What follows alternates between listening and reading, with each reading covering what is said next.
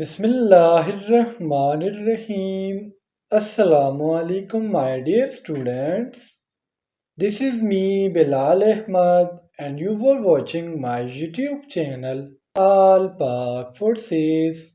Students, आज की video में इंशाल्लाह हम क्लास 6 जनरल साइंस के chapter number 4 mean human digestive system को डिस्कस करेंगे। देखिए स्टूडेंट, डाइजेशन क्या है। इस चैप्टर में बेसिकली हमें ये पढ़ाया गया है कि कार्बोहाइड्रेट्स, लिपिड्स और प्रोटीन्स, इनकी डाइजेशन किस तरीके से होती है, साथ साथ डाइजेशन क्या है और इसमें कौन कौन से ऑर्गन्स इन्वॉल्व है। देखिए डाइजेशन हमें कैसे प्रोसेस को कहते हैं जिसमें एक कॉम्प्लेक्स मालिक्यूल मीन पेचीदा मालिक्यूल की ब्रेकडाउन होती है और वो चेंज हो जाता है सिंपल मॉलिक्यूल में। और ये जब ये सिंपल मॉलिक्यूल में चेंज होता है तो ये हमें एनर्जी देता है। तो ऐसे प्रोसेस को हम नाम देते हैं डाइजेशन का। और वो ऑर्गन जो डाइजेशन करता है उसे हम नाम देते हैं डाइजेस्टिव ऑर्गन्स का। और जब डाइजेस्टिव ऑर्गन्स आपस में मिलते हैं और डाइजेशन का पूरा प्रोसेस परफॉर्म करते हैं तो इस पूरे सिस्टम को हम नाम देते हैं डाइजेस्टिव सिस्टम का। अब स्टूडेंट्स, आज की वीडियो में इंशाल्लाह मल्टीपल चॉइस क्वेश्चन मीन आप लोगों के एमसीक्यूज और साथ साथ शॉर्ट क्वेश्चन डिस्कस करेंगे। So without wasting any time, let's start the video. First of all student, select the correct option mean आप लोगों के मल्टीपल चॉइस क्वेश्चन है। जो फर्स्ट एमसीक्यूज है, a part of the digestive system which is not in contact with food is. यानी students, हमने अपने निज़ाम इंहिज़ाम, digestive system में निज़ाम इंहिज़ाम का वो पार्ट बताना है, वो हिस्सा बताना है जो फूड के साथ कांटेक्ट में नहीं आता। तो उसका नाम है liver. So the correct option is option C. Students देखिए, लिवर जो है डाइजेशन में हेल्प करता है और द सिक्रीशन ऑफ बाइल, लेकिन लिवर के साथ कभी भी फूड कांटेक्ट में नहीं आता। जिस तरह हमने वाला मुंह में डालते हैं, मुंह से चला जाता है एसोफेगस में, एसोफेगस से स्टमक में, फिर small intestine, then large intestine. तो अगर आप इस तरतीब को देखो तो कभी भी ऐसा पार्ट नहीं आया होगा जिसमें लीवर इन्वॉल्व हो। तो लीवर हमारे डाइजेस्टिव सिस्टम का एक ऐसा पार्ट है जिसके साथ फूड जो है कांटेक्ट में नहीं आता। टू है हमारा, and human most of the digestion take place in. यानी सुन, जो ह्यूमंस हैं, जो इंसान है, इनमें जो ज़्यादातर इन्हिज़ाम है, जो ज़्यादातर खुराक का हाजमा है, वो कहाँ पर होता है। So the correct option is option C mean stomach. सुन, जो आप लोगों का मैदा है, यहाँ पर जो है स्टूडेंट्स एसोफेगस से खुराक पास हो जाता है। फिर यहाँ पर स्टूडेंट्स हमारे पास गैस्ट्रिक ग्लैंड्स है जो HCl को सीक्रेट करता है, इसके अलावा पेप्सिन को। तो खुराक की डाइजेशन करते हैं। तो इसलिए मैंने कहा कि खुराक की जो ज़्यादातर डाइजेशन है, जो ज़्यादातर तोड़ फोड़ है, वो स्टमक में होता है। नंबर 3 है हमारा, saliva is produced in. Insulin जो आपके मुंह में थूक होता है, ये कहाँ पर प्रोड्यूस होता है। So the correct option is option A mean oral cavity. Students, आपका मुंह जितना भी है, जिसमें टीथ आते हैं, आपका पैलेट आता है, आपका टंग आता है, इस सारे को हम नाम देते हैं ओरल कैविटी का। और जो सलाइवा है, जो हमारा थूक है, ये प्रोड्यूस होता है ओरल कैविटी में। और ओरल कैविटी में हमारे पास एक स्पेशल टाइप के ग्लैंड है जिसे हम नाम देते हैं सलिवरी ग्लैंड, वो सलाइवा को प्रोड्यूस करते हैं। और है हमारा, the food digested by the enzyme sucrase belongs to nutrient groups. Students, हमें एक एंजाइम का नाम दिया गया है सुक्रेज, और हमसे पूछा जा रहा है कि ये कौन से न्यूट्रन के ग्रुप से बिलोंग करता है। So the correct option is option A mean carbohydrates. देखिए स्टूडेंट्स, इस एमसीक्यूज को घुमाया गया है, मैं सिंपल वर्ड्स में आपको बताता हूँ। ये एक एंजाइम है सुक्रेज, और ये डाइजेशन करता है कार्बोहाइड्रेट्स की। तो इसलिए हमने कहा कि जो सुक्रेज एंजाइम है, इसका जो ताल्लुक है वो है कार्बोहाइड्रेट्स से। 5 है हमारा, the muscular tube leading from oral cavity to stomach is. सुन, मस्कुलर ट्यूब एक ऐसा ट्यूब, एक ऐसा पाइप जो मसल से मिलकर बना होता है, जिसमें हड्डी का कोई नामो निशान नहीं होता। जो ओरल कैविटी से स्टार्ट है यानी आपके माउथ से स्टार्ट है और आपके मैदे में ख़त्म होता है, उसे हम नाम देते हैं एसोफेगस का, यानी option C is the correct here. Oesophagus क्या है? यह हमारे पास एक मस्कुलर ट्यूब है, एक मस्कुलर पाइप है जो हमारे माउथ से स्टमक तक खाना पहुंचाने में हेल्प देता है। क्वेश्चन नंबर 6 है हमारा, जर्म प्रेजेंट इन फूड और किल एंड स्टमक बाय। यानी सुन, जो हमारे फूड में जरासीम होते हैं, ज़रूरी नहीं कि हर फूड में जरासीम हो, लेकिन बाज़ औक़ात हम अगर बाज़ार से फ्रूट्स ले आए तो इनसे धोते नहीं बल्कि खा लेते हैं डायरेक्ट, तो इसमें जरासीम होते हैं। अब ये जरासीम कैसे खिलाओगे? तो बेसिकली जब हमारा खुराक स्टमक में पहुंचता है तो वहाँ पर स्टमक में एक किस्म का तेज़ाब, हम कह सकते हैं हाइड्रोक्लोरिक एसिड, ये प्रेजेंट होता है और ये जो है इतना एसिडिक होता है कि जरासीम को, बैक्टीरिया हो, वायरस हो, जो भी जरासीम हो उसे किल करने में हेल्प देता है। एक्सक्यूज नंबर 7 है हमारा, digestive enzymes convert starch into. देखिए स्टूडेंट, स्टार्च क्या है? स्टार्च हमारे पास एक कार्बोहाइड्रेट से, जब मैनी ग्लूकोज यूनिट्स आपस में कंबाइन हो जाए तो स्टार्च मॉलिक्यूल को बनाते हैं। और स्टार्च जो है स्टूडेंट्स, ये प्लांट में स्टोर्ड फूड है। जिस तरह एनिमल में ग्लाइकोजन होता है, तो इस तरह प्लांट्स में जो स्टोर्ड फूड है वो है स्टार्च। अब देखिए, चूंकि स्टार्च हमारे पास एक पॉलीसेकेराइड है और जब इसकी डाइजेशन होगी, जब इसकी ब्रेकडाउन होगी, इसकी तोड़ फोड़ होगी तो सिंपल शुगर में चेंज होगा, यानी option D is the correct here. हम सिंपली कह सकते हैं ग्लूकोज। नंबर 8 है हमारा, प्रोटीन्स आर डाइजेस्टेड इनटू जो हमारे लहमियात है, प्रोटीन्स को हम उर्दू में नाम देते हैं लहमियात का। इनकी जब डाइजेशन होती है, जब इसकी तोड़ फोड़ होती है, तो ये किस चीज़ में चेंज होते हैं?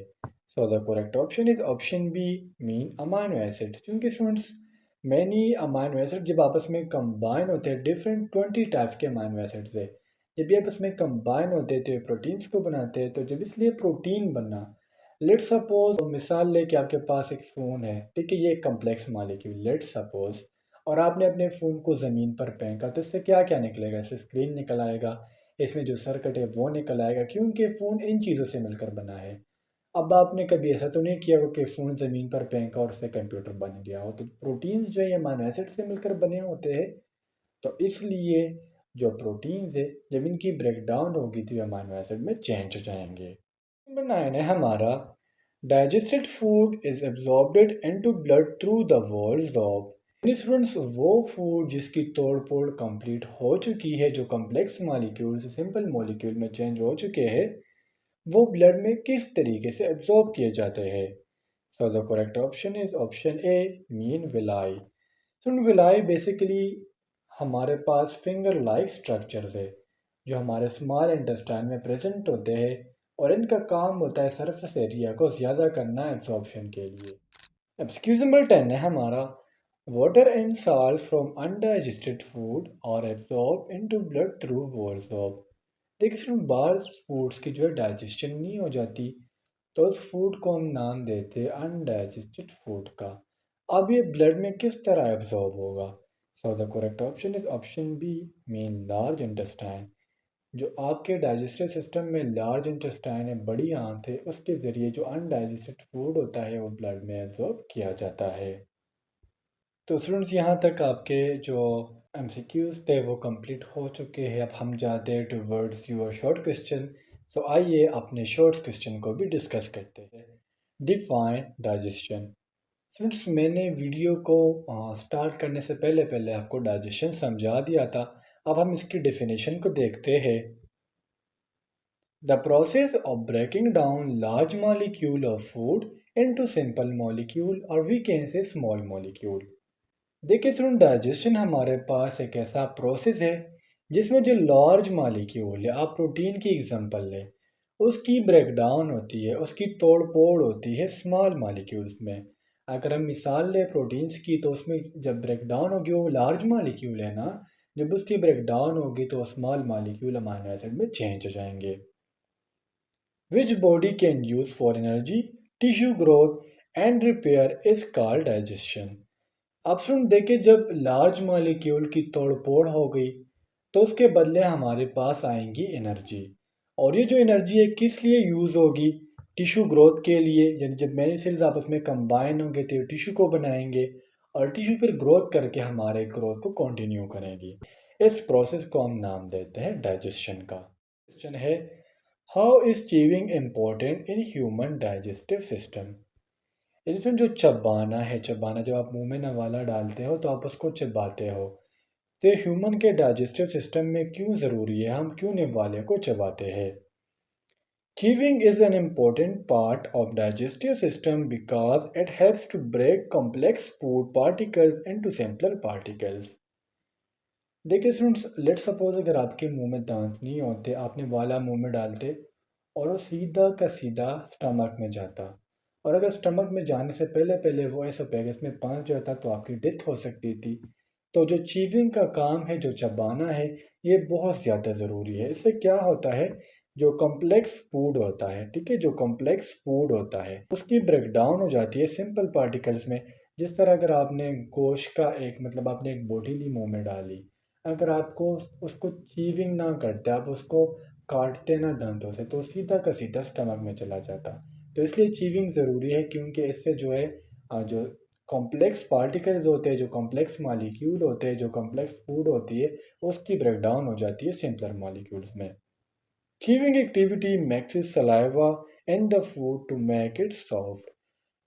चूँकि हमारे मुंह में थूक है, इसमें हमारे पास डिफरेंट टाइप के एंजाइम होते हैं, और ये एंजाइम जो है बाज़ औक़ात फूड के ब्रेकडाउन में हेल्प देते हैं। जिस तरह प्रोटीएजेस भी है इसमें, लाइपेजेस भी है, सुक्रेज वगैरह भी है। तो इसलिए जो चीविंग है, ये हमारे मुंह में जो निवाला होता है उसके साथ सलाइवा को मिक्स करता है और फूड को सॉफ्ट करता है। The third question is, name the liquid which is secreted by salivary glands. तो सिलिवरी ग्लैंड्स हमारे माउथ में, हमारे ओरल कैविटी में प्रेजेंट होते हैं, और ये जो लिक्विड सिक्रेट करते हैं, लिक्विड कहते हैं माया चीज़ को, उसे हम नाम देते हैं सलाइवा का। The liquid secreted by salivary gland is called saliva. Saliva से हमारे मुंह में जो थूक है, इसमें हमारे पास 90% वाटर होता है, उसके अलावा एंजाइम्स इसमें प्रेजेंट है। Question number 4 is, describe the role of oesophagus in human digestive system. So oesophagus मैंने आपको बताया था कि हमारे पास एक मस्कुलर ट्यूब है। अब आते हैं toward the answer. The oesophagus is a muscular tube that connects the pharynx, और we can say throat to the stomach. Oesophagus हमारे पास मसल से, गोश्त से बना हुआ एक पाइप है, एक ट्यूब है, जिसका काम क्या है, थ्रोट को, हमारे गले को स्टमक के साथ मिलाना। The oesophagus contracts as it moves food into the stomach. देखिए स्टूडेंट, जो हमारा एसोफेगस है, इसमें हमारे पास डिफरेंट टाइप के मसल्स होते हैं, सर्कुलर मसल्स और लॉन्गिट्यूडनल मसल्स। इन दोनों की कॉन्ट्रैक्शन और रिलैक्सेशन की वजह से जब हम मुंह में नवाला डालते हैं तो वो एसोफेगस से चला जाता है स्टमक में। Question number 5 is, why do carbohydrates, fats and proteins need to be broken down into smaller molecules. यानी जब हम कार्बोहाइड्रेट्स खाते हैं, प्रोटीन्स खाते हैं या फैट्स खाते हैं, इसकी ब्रेकडाउन क्यों ज़रूरी है? So the answer is, the breakdown of carbohydrates, fats and proteins into smaller molecules provides energy. यानी जब कार्बोहाइड्रेट्स की, फैट्स की और प्रोटीन्स की, इनकी जब ब्रेकडाउन होती है, इनकी जब तोड़ फोड़ होती है, तो ये हमें प्रोवाइड करती है energy, which can be stored as nutrients required for growth and other vital function। अब चूंकि स्टूडेंट्स कार्बोहाइड्रेट्स, फैट्स और प्रोटीन की ब्रेकडाउन हो चुकी है, तो इससे कुछ एनर्जी रिलीज होगी, और ये एनर्जी हम यूज़ करेंगे ग्रोथ के लिए और अदर जो वाइटल फंक्शंस है उसके लिए। तो इसलिए कार्बोहाइड्रेट, प्रोटीन और लिपिड्स की ब्रेकडाउन ज़रूरी है। Question number 6 is, what are the products of the digestion of carbohydrate, protein and fats. यानी स्टूडेंट्स, अगर हम कार्बोहाइड्रेट्स की ब्रेकडाउन करें, प्रोटीन्स की ब्रेकडाउन करें और फैट्स की ब्रेकडाउन करें, तो इससे हमारे पास कौन से प्रोडक्ट्स आएंगे? Products of carbohydrates are maltose, glucose and fructose. अब जो जो तीन प्रोडक्ट्स हैं, ये डिपेंड करता है कि कौन सा कॉम्प्लेक्स मॉलिक्यूल है। अगर लेट सपोज स्टार्च की ब्रेकडाउन होगी तो इससे हमारे पास आएंगे ग्लूकोज, माल्टोज की ब्रेक डाउन होगी तो इससे हमारे पास ग्लूकोज और ग्लूकोज आएंगे, तो इस तरह डिफरेंट डिफरेंट यूनिट्स हो सकते हैं। प्रोडक्ट्स ऑफ लिपिड्स जो है, जिसे हम नॉर्मली फैट्स कहते हैं, इसमें फैटी एसिड और ग्लाइसरोल आएंगे। क्योंकि इसमें जो फैट्स है या जो लिपिड्स है, ये फैटी एसिड और ग्लाइसरोल से मिलकर बने होते हैं। And the products of proteins are amino acids. जिस तरह मैंने आपको शुरू में एग्जांपल दिया, अगर आप फ़ोन को ज़मीन पर फेंकोगे तो उससे कंप्यूटर नहीं पैदा होगा, बल्कि उसमें जो अपनी चीज़ें लगी होती है, स्क्रीन, इसके अलावा चार्जिंग बेस, और सब कुछ बाहर आ जाएगा। तो कार्बोहाइड्रेट्स की जो हमारे पास प्रोडक्ट्स है वो है माल्टोज, ग्लूकोज, फ्रक्टोज, लिपिड्स के फैटी एसिड एंड ग्लाइसरोल, और प्रोटीन्स के हमारे पास अमाइनो एसिड। अब फ्रेंड्स, ये प्रोडक्ट्स इसलिए प्रोड्यूस हो रहे हैं, अगर हम प्रोटीन्स की बात करें तो प्रोटीन्स अमाइनो एसिड से मिलकर बने होते हैं, तो इसलिए जब प्रोटीन की ब्रेकडाउन होगी तो वो अमाइनो एसिड में चेंज होंगे। Question number 7 is what structure secrete enzyme necessary for digestion in man. वो कौन सा स्ट्रक्चर है जो एंजाइम्स को सिक्रीट करता है, जो डाइजेशन के लिए ज़रूरी है। Glands are the structures that secrete enzymes which are important for digestion of food. देखिए सुन, ग्लैंड्स हमारे पास, हम ऐसे सेल्स को कहते हैं जो कुछ सिक्रेशन करे। इसमें हमसे पूछा जा रहा है वर्ड स्ट्रक्चर्स। तो ग्लैंड्स हमारे पास बेसिकली ऐसे स्ट्रक्चर्स है जो सिक्रीशन करते हैं एंजाइम्स की। जिस तरह अगर हम सलाइवा की बात करें तो उसमें हमारे पास लाइपेज, प्रोटीज एंजाइम प्रेजेंट होता है। अगर हम स्टमक की बात करें तो पेप्सिन, पेनक्रियास की बात करें तो उसमें भी हमारे पास डिफरेंट जो है एंजाइम प्रेजेंट होते हैं। तो इसलिए हमारे पास ग्लैंड ऐसे स्ट्रक्चर्स है जो एंजाइम को सीक्रेट करते हैं, जो डाइजेशन में हेल्प देते हैं। Question number 8 is how are villi important for absorption.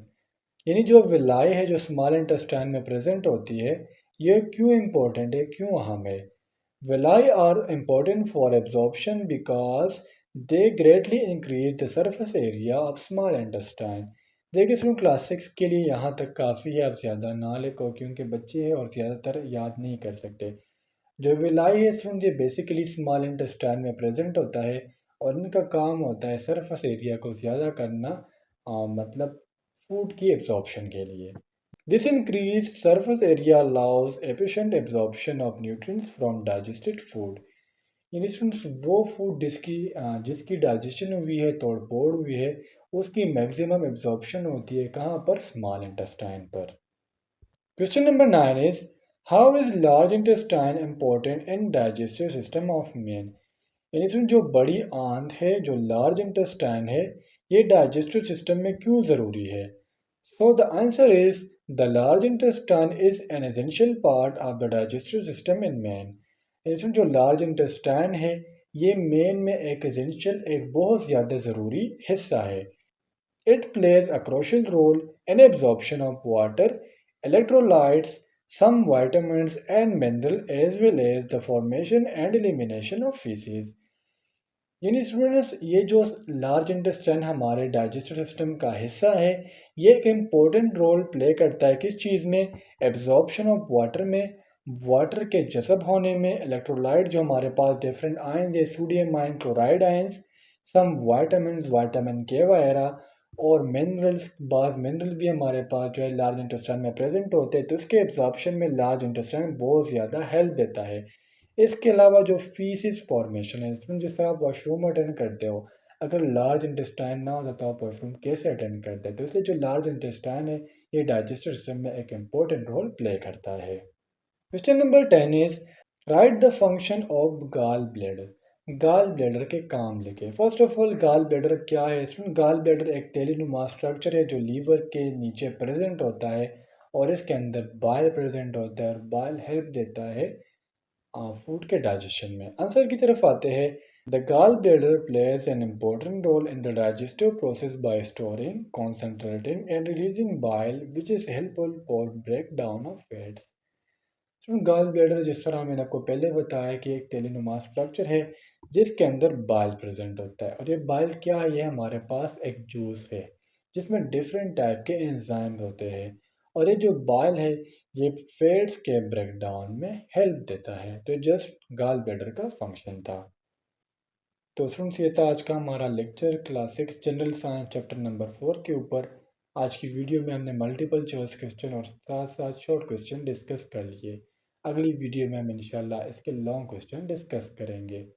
यहाँ तक आप लोगों को कोई भी कन्फ्यूजन हो, कोई भी डाउट हो तो मुझसे कमेंट सेक्शन में पूछ सकते हो। इंशाल्लाह अगली वीडियो में मिलते हैं। तब तक के लिए मुझे इजाज़त दीजिए। मुझे अपने दुआओं में याद रखिए। अल्लाह हाफिज़।